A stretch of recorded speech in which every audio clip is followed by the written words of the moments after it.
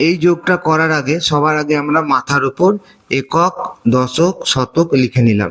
এবার আমরা প্রথমে এককের যোগটা করব। লক্ষ্য করো, এককের ঘরে প্রথমে আছে 6, তার নিচে আছে 9, আর 9 আর 6 যোগ করলে হয় 15।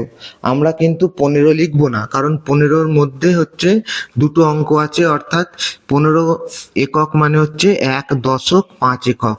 যেহেতু এককের যোগ এটা, তাহলে আমরা লিখবো 15-র 5 এককটা লিখবো।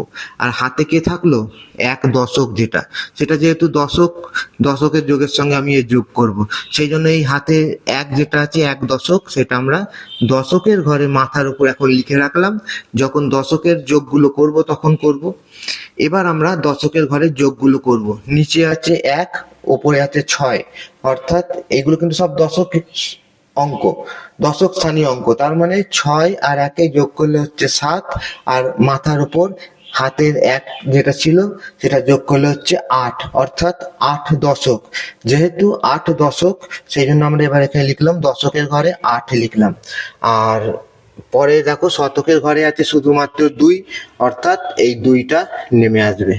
তাহলে উত্তর হলো 285।